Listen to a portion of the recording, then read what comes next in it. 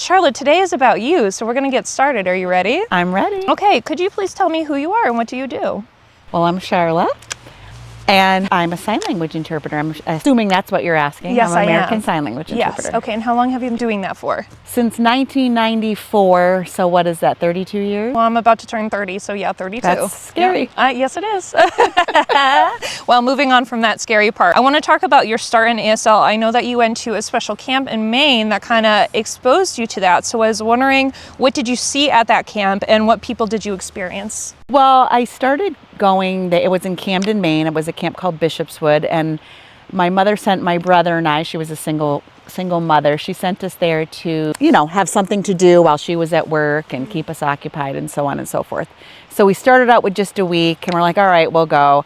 We went, and lo and behold, there were deaf campers and counselors there, just a handful, but enough so that there was signing. And then even back then they had interpreters there, which is very rare. I mean, in 2026, you'd have to fight for a sign language interpreter at a summer camp. So that's really quite amazing that they had an interpreter at that time. And so I was fascinated. People were signing up for flag football and the art barn, and I was signing up for all the workshops with sign language. Oh, that's amazing. Do you remember what it was like when you first went into the class and what you learned that kind of sticks out to you still today? Because that was your first exposure to really going to classes. It was, and it wasn't even like formal classes. It was just like little workshops, so to speak. I know there was one where you could learn to sign a song by Whitney Houston that was there. So we learned, I think it was like The Greatest Love of All or something.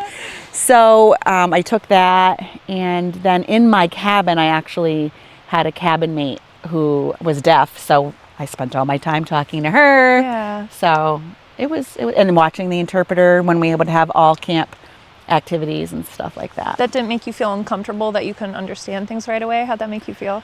No, and I probably thought I could understand more than I did because I was young and didn't care and just wanted to learn. And deaf people have this way in general of not, if you want to talk with them, they're open to it and patient and want to teach you. So I was there to learn. Well, after meeting Eddie White, which is one of the episodes you can go and see. I know Eddie White. You know Eddie White. Yeah. After meeting him, I was like, well, deaf people, they love to talk. Yeah. Don't you think about it otherwise. They love to speak to you. Yeah. It just comes in a different form. Right. Which we will get to in a little bit. But I know because of this early experience, you decided pretty young, I want to be an interpreter. Do I have that right? Yes. Okay, so you went to actually Northwestern to go for your studies in ASL. So what awakening did you have there that you weren't expecting, and what were the ways that you immersed yourself in the community?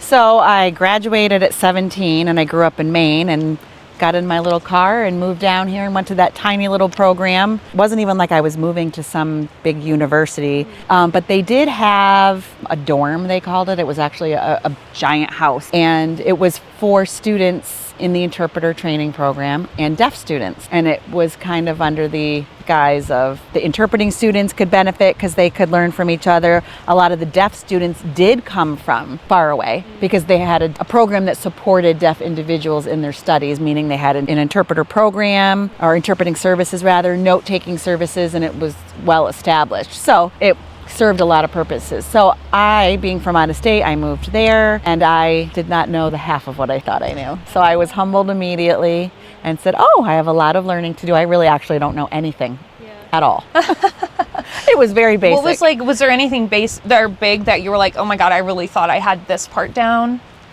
Or was it just all over? It was just all over. Just in general, I could have very basic conversation. I don't know why it felt so different at camp, but it did. And nobody was slowing down so much here for you. Patient, yes, but so I just realized I had a long way to go. And there was a deaf-blind gentleman who lived there as well. I needed a job, so I was a student worker and I worked with him. I then got a job third shift in a group home in, I think it was New Britain, and that was a group home serving individuals who were deaf and developmentally delayed, and the staff were deaf, so that helped a lot. And so I fully immersed myself. So what did you find that was helpful in the classroom versus being in the actual community itself? Why did you need both? The classroom was essential too. Of course, it was your foundation. It's like, we all know English, but we need to learn the structure and just the formality of it and the basics. So it gave me a foundation to build on. And then in the community, that gives you a place to practice it and to grow and to learn the nuances and the slang and the casual conversation, which is harder to pick up on. What was harder about it? It's harder because you're not learning it in the classroom, and just like if you're with one of your friends talking and you have this intimate register, they call it, like, if some outsider came in, you could be talking about something private, and from shared past experiences, they wouldn't know what you're talking about. So, friends have their own little language sometimes, or they're just casual things that they say, and it morphs into things that it's really their own thing. Whereas when you're fluent, you can pick it up, but when you're really still learning, you're like, whoa. What am I looking at? Yeah, what am I looking at? And then regional signs, and so it's hard to explain, but it's just different. It's different, and when you marry the two, then that's when you benefit. There's something that's said so much, which is ASL community is such a rich community. What does that mean to you? Like, what is rich about it? I would say if people are calling it a rich community, they're talking about deaf culture and just all that's involved in it. Like any other cultural group, they have strong history. Their history is passed on differently than other people's. It's not written, right? Yeah. There's video, yes, sure, but it's mostly through storytelling, which is just carried on, and which is so much more exciting. It is. It can be, yeah. The people that are in it, the experiences that you have with them, and the fact that they welcome you in. Yeah, it's a different, rich experience right here in our own country. Yeah. I know, you can be with one group in ASL and they can have different terminology and slang and ways of communicating as any other group would have. Something I learned by going to Northwestern taking one ASL class was that, like, the teacher started the class by not speaking at all. Actually, she didn't speak until the very last day, and I was like, I didn't know she could speak. Which I have a problem with, by the way. Yeah, we could get into that, but it was good in the sense that, you go into any class and you expect certain things as a hearing person, and being told that you need to now speak only through sign, that you're just learning. Which I love. I love that part. Oh yeah, I mean, she did a great overall job. I learned so much, and it really makes you a lot more conscious of what your facial expressions are as well as your hands. How the expression is really tells you the tone of voice. Felt immersed in it immediately because of what it requires of you. Yeah, that's a good way to put it. Yeah, that's how I would say it. And it didn't matter how small the groups were, everybody knew each other. And like you said, if you wanted to try signing, even if you weren't very good, everybody's usually very willing to sign with you. Yeah, they just are happy that you're trying. Yep. Nobody's looking down on you or saying, oh my goodness, can you believe how they sign? No, it just doesn't. I just don't see that happen. Yeah, no. Okay, so you graduated Northwestern around the 90s. So what has changed from there to present day? What have you seen improvement-wise? Because I know this state specifically is very, what's the word? They're a leader. They're definitely a leader. So what have you seen in that sense? Well, Connecticut's fortunate because, talk about deaf history, so much of it is rooted here. Yep.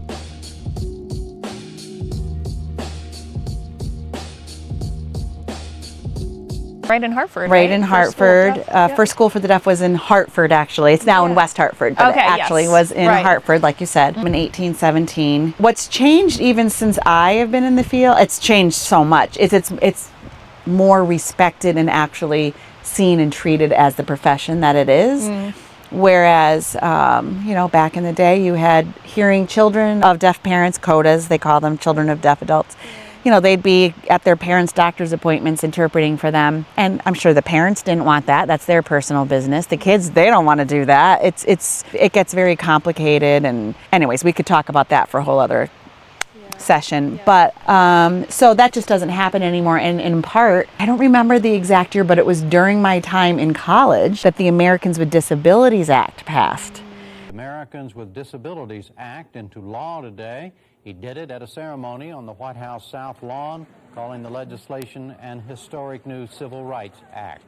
It prohibits discrimination against the disabled in employment and guarantees access to public buildings, transportation, and communication services. Some 2,000 advocates for the disabled were at the ceremony. Mr. Bush had some words for American businesses. You have in your hands the key to the success of this act, for you can unlock a splendid resource of untapped human potential that, when freed, will enrich us all. You've called for new sources of workers. Well, many of our fellow citizens with disabilities are unemployed. They want to work, and they can work, and this is a tremendous pool of people.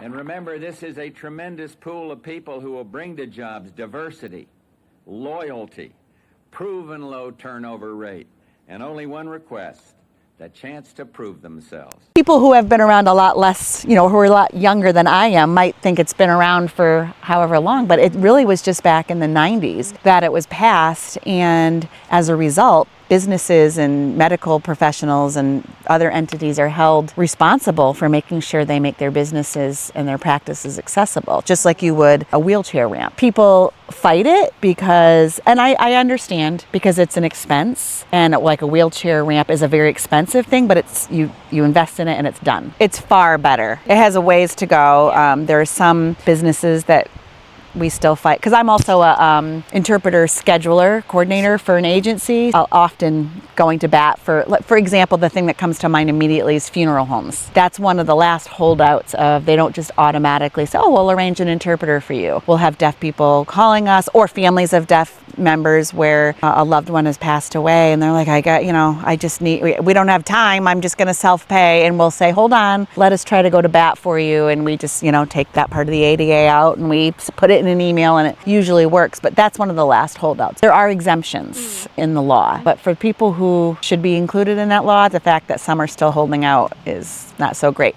At any rate, going back to your original question, that's how I've seen it changed. It's not so much a problem anymore. Yeah. In Connecticut. Yes. In Connecticut. Around the country, I would say other states struggle greatly. Well, how have you seen Connecticut improve, and what do you think could be duplicated in other states? What do you think they're missing? Because of the rich history here, you have generationally deaf people here. So we have strong deaf leadership who are involved with the legislature and passing laws and advocacy. They have fought hard, and they have set this foundation and blazed the path for the people behind them. I credit them and the ADA.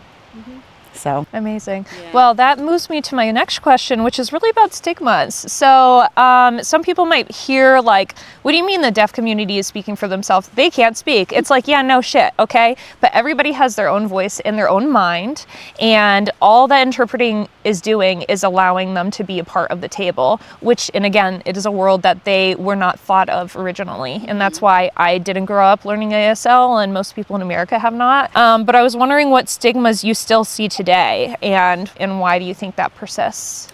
Like misconceptions, stigmas of what you hear maybe in the community, or not the community, but people outside of it. Just common misunderstandings that still happen of people who have never met a deaf person, or are not familiar with the community, or just haven't been exposed, or whatever.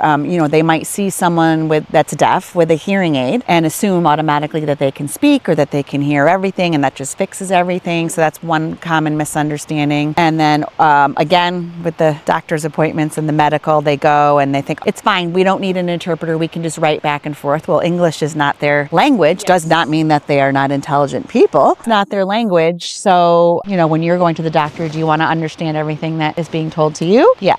Also, the time that takes and the detail that's left out. Especially when doctors are nowadays really trying to get you in and out of there. It's like, I don't think that's going to help you. I'll be at an appointment with somebody, and they'll look right at me or whatever interpreter. It's like, speak to the individual who you're here with, and they'll say, can they drive? Can they drive to their I'm like, ask them, first of all. Right. And second of all, yes, deaf people can drive. So sadly, some of the same misconceptions that have been happening for, I'm sure, ever. And others might come to mind. But if you're writing back and forth, or even the video relay, which they wheel in an iPad, that is not the method of choice. There's a human component in these appointments, or other experiences that we are all privileged to be able to just show up to, where, Well, could you speak on that a little bit more? Because the way we're going, there's so many tech bros, as they say out there, being like, everything should be turned technological, and like that should be the advance. Why isn't using an iPad an advance for doing interpretation? Well, that's one of the things I was just talking about with deaf leadership in Connecticut, and one of the things that they advocate heavily for, and I don't want to speak for them, but I can take what I've heard and relay it, which is, first of all, there's always glitches. Okay, let's go back a minute. You're having an emergency, you're having a heart attack. I mean, these are things that have actually happened and happen. Yeah. You're having a heart attack, you're getting cancer treatment, you're about to have surgery, and they wheel in an iPad, and the service is you're already stressed out. The service is glitching. You can't understand. It's hard to see. They can't find the thing. There's one woman in particular who gave testimony. It's all public information. Who gave testimony about she was going in for back surgery. They wheeled the little iPad in the operating room because, you know, they give you last minute instructions or whatever. So she's laying on her stomach with her head in the, you know, like a pillow, like we all would. And she's like, oh my goodness, what's going on? So she lifted her head up to look at the iPad, and they just took her head and they pushed it down, like, because they didn't want her to get hurt. She did get hurt, and she didn't know what was going on, and she didn't know why they were pushing her head down. It's just not ideal. So that's one piece of technology where it's very unwelcome, is in the medical field. And then of course you see all the miraculous inventions people are coming out with the AI hands, or possibly having AI take over. Again, I'm an interpreter, you know, so people might say, oh, well, you just don't want to lose your job. If you were to ask the deaf community, and I would encourage people to look it up, what their opinion is, they're like, no, thank you. The nuances are missed. The human emotion is missed. There's just so much that at this point, I don't see how it's possible it would translate. There's just too many nuances. Yeah. And lastly, would you want an AI robot telling you that you had a miscarriage or that your father just passed away? Or would you, again, the human component? Not to be that person, but like, I don't really want the computer to be smarter than me in terms of like human emotion. Like, I'm pretty sure we have that part down. Maybe not everybody, but I rather have a human being that has the same heartbeat as mine to understand what the human experience is. Because even if they did match that, you know that there's no soul behind that. You know, there's nothing to connect to, really. And to be clear, just going back to the iPad for a minute, that is a real person on there? Oh yeah. Oh, okay. I just didn't know. I didn't want to. Well, I was wondering, because I was hoping you would kind of get to the point of like, well, the face is very important. So seeing that, and then the hands, and like you said, it's not the same visual, and there's just another thing to focus on. It's 2D. And it's almost always glitchy. Right. A human in real time with you, they can move where it's necessary. We do. Right. Some people get on the floor, and it's not the same. It's not the same access. Yeah, no. It's not the same access. Let's talk. Okay, so we talked about stigmas a little bit and why it's important to be there in person with someone, especially in the medical field, even at funerals, things like that. But I want to talk about how the community is rich. We kind of already did that. Let's see. Oh, I was wondering if you could describe your job a little bit more. What does trust mean in your career specifically, and how does interpreting impact people's lives in that way? Trust, or confidentiality, as it's referred to in our professional code of conduct, is everything. It's a small community, and if you lose that trust, your career's done. Because let's face it, we're a necessary evil. Who wants an interpreter in their private business? Whether it's their most special moments or their saddest moments or who wants a third party there? So it's not our business to talk about or to tell, whether it's an exciting thing or a sad thing. That's their business to tell. So trust is everything. I can absolutely talk about the spaces that I work. An interpreter goes anywhere you would go, anywhere, whether that be school, post-secondary education, counseling appointments, medical appointments, prison, addiction services meetings, church. So that must mean you've been in quite a few different rooms and experienced quite a few different types of life. So what has that taught you about people? Everything. It gives you insight and perspective to things that you would never normally be privy to. You're privy to your own experiences, but when you're involved with other people's experiences, you can't be so black and white in life, because you understand how people get to desperate situations, or hard to explain. But yeah, it's affected how I see the world around me greatly. Right. Well, I would imagine it would take some judgment away from things that you might not understand at first, because like you said, you understand now how people get to certain points in their life where they are going to trial and these things are happening to them. And again, like when you hear it from the news, you go, ugh, why would anyone do X, Y, and Z? Right. And now that you're in that room, you go, oh, that's how they got there, right. So that makes a lot of sense. And let's be honest, sometimes I'm like, oh my goodness. Yeah. I mean, because people are people, yes, but there are both sides of that. Yeah, absolutely. Yeah. So what spaces specifically speak to your heart that you love the most to interpret in? Yeah, we all have our thing that we like the most. Mine is definitely mental health, addiction services, judicial. That's my thing that I love. That's what makes me tick the most. Yeah. I just started doing judicial 32 years in, but I do love it. But I take things sparingly and carefully, and yeah, I want to be responsible about what I take, make sure I'm a good match for it, make sure I can I'm learning still. I'm learning, but mental health, addiction services, all of that, that's my favorite. Why do you like that so much when it's such a heavy topic? It's what speaks to me. I feel compassion for people in general. I feel like I can show up best in those situations. I can be the most present. And conversely, in things like, I don't know, business, big business, I can go and I can do it, but I'm like, oh, when is this going to be over? You know, it doesn't speak to me, so I do a fine job, but I mean, you're obviously going to do a better job and be more present where you feel a connection, and that's where I feel a connection. Well, you know, there's a lot more deep emotions involved in those scenarios, and it really is kind of like the rawest part of a person's life. I would imagine you could really feel that in a room when there's someone that trusts you and that you know you're making it a little bit easier in a really hard time of their life. That's the goal. Yeah. Has anything ever gone really wrong when you first started? Like, how do you get through a situation like that? Wrong in what way? Maybe upset about the job that you're doing. Like, does that ever happen? What's the protocol for that? Well, first, also part of our code of professional conduct is to make sure that you're taking jobs that you feel you're suited for and that you're qualified for. So I definitely am thoughtful in what I do take. It doesn't mean you don't get into situations. For example, it might not be a skill thing, it might be a personal view thing. I've gotten myself into some situations where I've showed up and I'm like, oh my word, I did not know they were going to be discussing this or doing that today. And I'm vehemently against it and horrified. I'm thinking of one thing in particular. I wanted to cry, but I had to laugh right along with them, show the same emotion as everybody else. They were not in the same mindset that I was, and that's not their problem. So what I did is got myself through it and then got in my car and let it out. It was upsetting. So that's more of the situations that I tend to get myself into, but I can get through them because it's part of the job. And then other things, if they're heavy skill-wise and I'm worried, those kinds of things are usually teamed, or I wouldn't do it unless there was a team. And I agree to do it with teams that I know can handle the load as well, or together we can.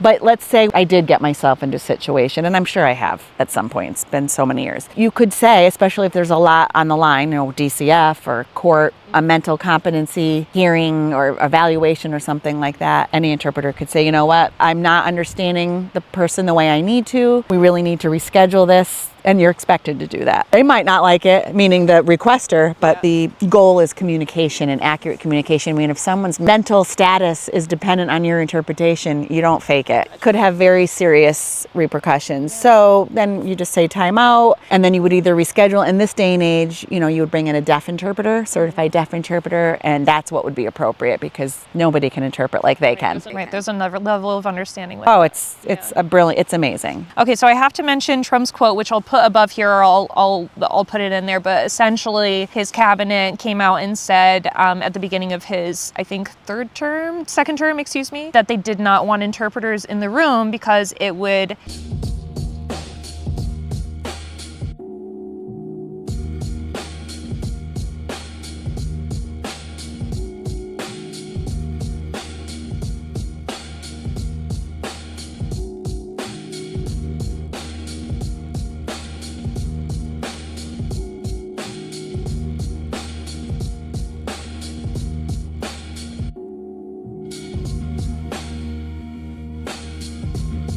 so what does that mean to not have an interpreter in the room, and how did that make you feel as someone who does that for a living? Well, I didn't know that. I didn't know that was the reason. I didn't hear the exact quote. I haven't seen it. I absolutely heard that he or his administration, whoever, put a stop to interpreters at his press conferences. I Googled this to see if there was any update, because that was I think it was the end of 2025, and I'm going to take a minute to try and remember exactly what they said because I don't want to misinterpret it, but I'm pretty sure it wasn't Trump who outrightly said it, but it was implied that they did not want an interpreter in the room because it would tarnish his reputation. I think that was the language around. Well, if that was the language around it, I think he'd tarnish his reputation Anyways, I can speak to the outrage that I saw because, of course, how many years did the deaf community fight to get access through an interpreter? Captioning is not the same. So how many years did they fight for that? And then it's like backwards in time. So how did I feel about it? I felt terrible about it because, progress moves forward, not backward. But moreover, it's how did the deaf community feel about it? And they felt shut out, and like it's just a never-ending battle. So I think it's exhausting. Yeah. And who knows like what person in the room is there for journalism or what have you that they have to report on this and now they're not able to. Or just knowing the state in which your country is in, Yeah. the state of the union, so to speak. Yeah, so exactly. Basically, once the deaf community came out and said this is basically bullshit, why wouldn't you want to have an interpreter there when they were there for the last administrations, and equal access for everybody? And the response was to allow a website to be up for, again, like digital interpretation. So even if you were in that room and you were hard of hearing, you would have to then look up on your phone the video for interpretation. So that's been their workaround in it, but that's all I've heard since then. I couldn't find any more updates about what they would say. So that's the update so far. If there's stuff that happens in the future, I'll definitely put it in the episode and the links below, but that's what we know so far.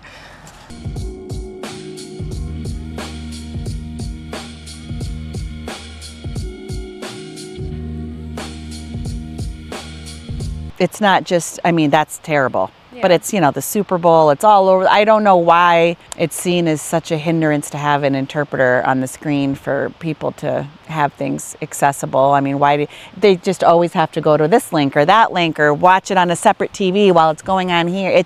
I don't know what the problem is. Just access. Access is the word, and when access is taken away from someone that kind of just received it, that stinks. That sucks. I wouldn't want that. I wouldn't want that. I know that DEI has been a huge red button issue in the last maybe 4 to 5 to 6 years, and I know that you've kind of seen how DEI works for the ASL community. So I was wondering if you could talk about what that means for them, and just how it impacts them. What does inclusion mean for them? So I'm not as well versed as I should be in DEI. DEIA. DEI. DEI. There is a DEIA. I don't know but there is that too. So DEI. But I do know that the cuts have impacted, and it's not even just the deaf community. It's like you said before, it's all of the programs and things that I am a part of that I happen to be interpreting in. I wouldn't have really realized, people think it's just for certain things. It's really more broad than that, and that's what I've realized. It's much more broad than that, and there's funding that goes to so many things, and I have seen firsthand a lot of those. It's not just hearsay. Right. Which is really what I'm more interested in, and then you being a teacher of everything about DEI, because that's it's what impacts the life that you're living and the job you're doing. So that's more impactful to me to hear. I've seen just whether it's social programs, necessary social programs and things like that. I see both sides of everything. I think that the government should be involved in some things, it shouldn't be in others.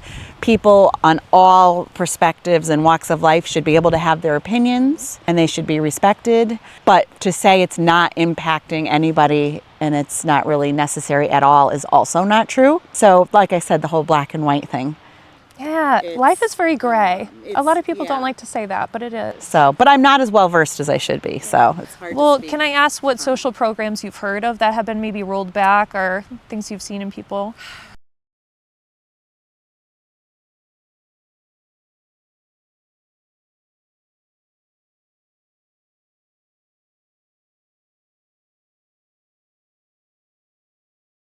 Honestly, I would say probably mostly in schools and in social programs that just give people a leg up or an opportunity to kind of have the playing field leveled so that then they can be more independent. Right.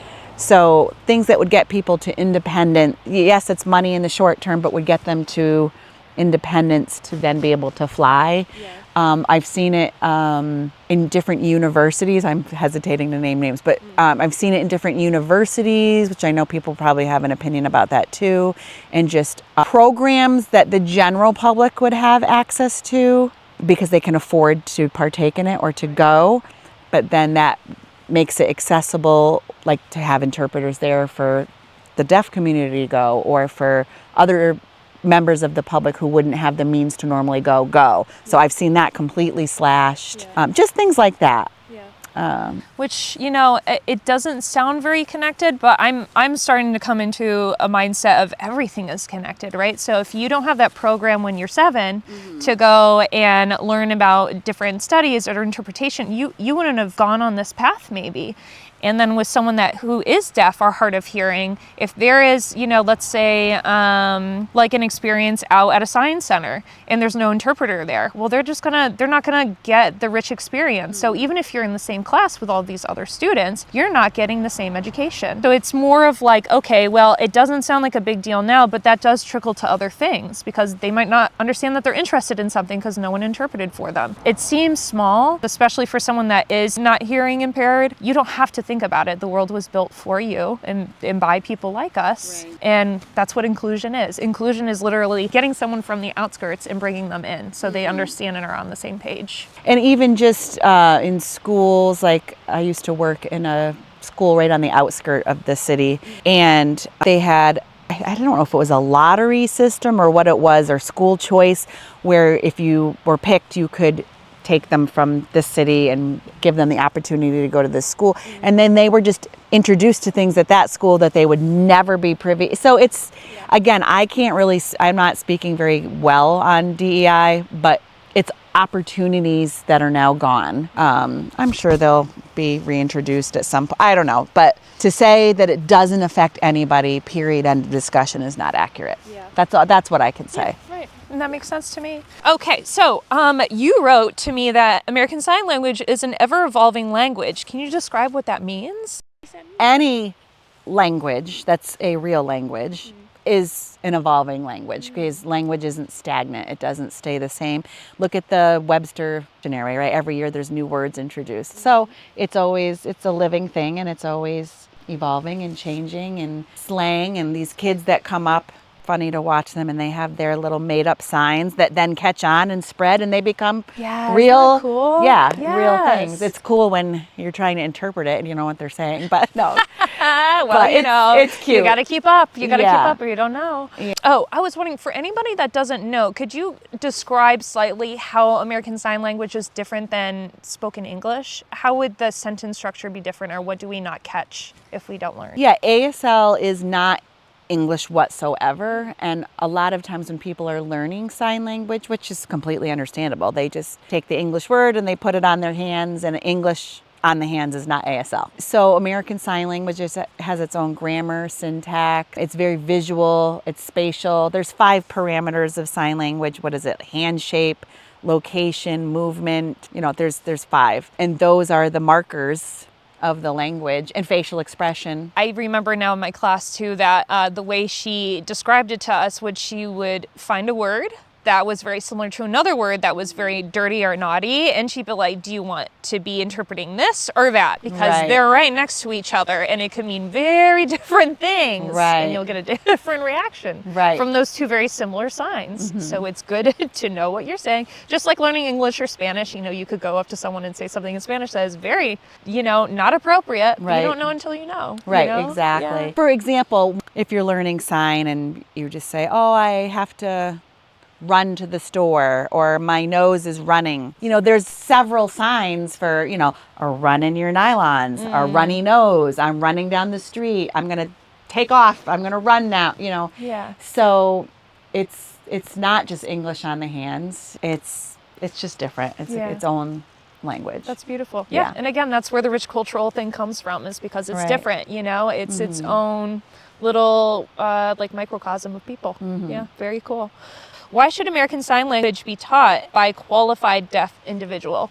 What is the difference? Because it's their language. It's their language. It's kind of how I feel about actors in movies too. Why are we having typical people playing neurotypical people? Can you get someone that's actually neurotypical to play that person. It's not my language. I could never teach it like a deaf person could teach it because it's theirs. I also feel like we shouldn't be taking those jobs. I'm not saying there's no good hearing teachers, but that's also a hot topic too. And I strongly feel that ASL should be taught by deaf individuals. Qualified deaf individuals. What has made you feel so strongly about that? Did you always start out that way, or what led you to this I point? probably didn't know any better years and years and years ago. And, when we, not just us, the world, like we've discussed, as it goes on, you know better, you do better. And what do we go learn it the best we can, and then we give a half-baked. It's just not the same. Yeah. Well, especially when you're being taught by people in that community, and then And all then of a you sudden you're take supposed it- to be, you're taking it and teaching it to other people without having the base of what it actually means to be deaf, That too, they can incorporate their life experience and their, not mine, So it would be a richer experience. It would be more accurate. I've seen people come out of classes with hearing people, and my goodness, the signs that they come out with, there's so much that's inaccurate or wrong, or because again, sometimes people get excited and then they rush into whatever part of this field, and it's like you're not being professional. It's not taken seriously. It's less of a problem now, again, in Connecticut. Right. But yes, I feel very strongly that deaf people should be teaching their own language. Well, it's at least it's relieving to know that the state I grew up in really does want things to be done right and accurately, and that really other people should learn from that, because if the deaf community is happy with it, then so am I.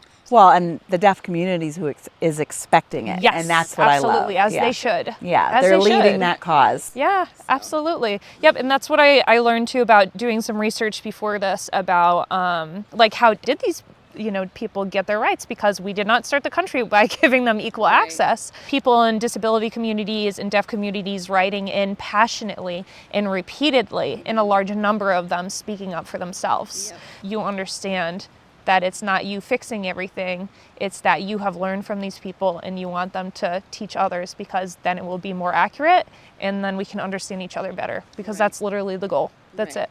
That's what interpreting is, right? Interpret what is being said. Right. Yeah. Okay, so speaking of interpreting being done right, I was wondering if you could talk about Troy Koster. Is that how you say his last name? I think so. I always mispronounce it as well. Kotzer. I'm not sure. I think Okay, it's Troy Kotzer. Kotzer. Okay, so I was wondering if you could talk about why it stands out as a good interpretation, and what about it is good. Well, again, nobody can interpret or use sign like the people whose language it is.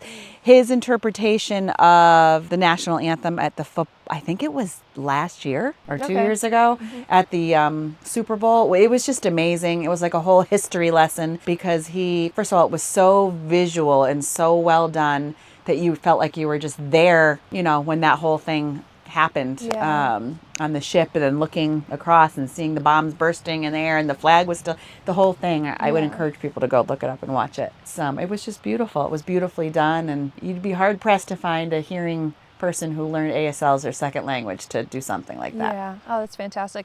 And two, when I think about it, we all have, different senses, and when hearing is taken away, you want those other senses to be heightened, right? You want to clearly understand something when there is no sound. My favorite thing about the football halftime show is not the music itself, it is the interpreter. And Rihanna's interpreter, I can't remember her name right now, I loved her so much. And you could put that baby on silent as a hearing person, and you could understand exactly what point of Rihanna's song she's at and what she's getting across. And it just it warms my heart. As someone who loves music, even if that was taken away from me, the sound of it, that I would still be able to feel the emotion that comes from it. Yeah. And I find it so fantastic, and I'm so glad that at least we've gotten to that point where we are having interpreters there. Yeah, 'cause they and deserve deaf it. ones. Yes. Yeah. Yes. Oh I my love God, it. it's so cool. Yeah. Yes. So I'm wondering, to kind of go back a little bit for you, if you could think about that first time learning to interpret and having a conversation with someone who is deaf and kind of getting that connection, what would you tell other people, or how would you encourage them for ASL? What would they feel if they tried it out? I guess it depends who you are. I mean, I think you can appreciate it, but no, it's not for you.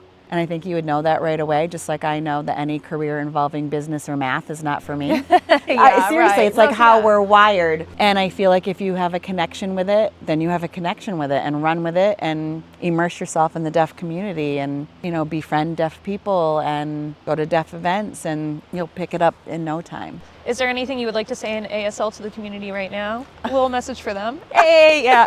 The universal Yeah, me being. It's so funny because I've always had a lot of expressions, and everybody was like, "That's great for ASL." And then I would watch other people interpret, or being deaf people, just like seeing them sign, and I'm like, God, everybody really is so different, and you can tell someone's personality based on how big their sign is and all this thing. Yes. It really makes a difference on Yeah, their you personality. can tell personality, absolutely. Yeah, it's their voice. Right, Yeah. right. Oh, I think that's so neat. Okay, so can I ask you then, Sharla, from your perspective, what makes a cool ass person? I guess someone who, if this is the meaning of, I guess I would say someone who is authentic and, well, to me, I'll say what it is to me. Kind people, compassionate people, authentic people. Yeah, those are my kind of people. Those are my kind of people, yeah. Just treat other people how you would want to be treated.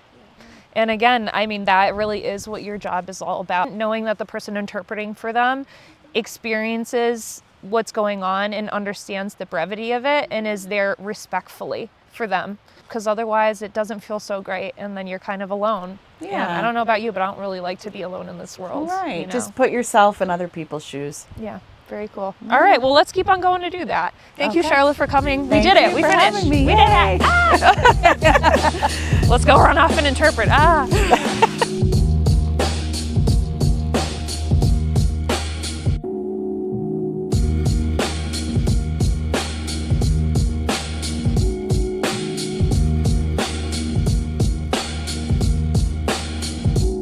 Is that what you're asking me?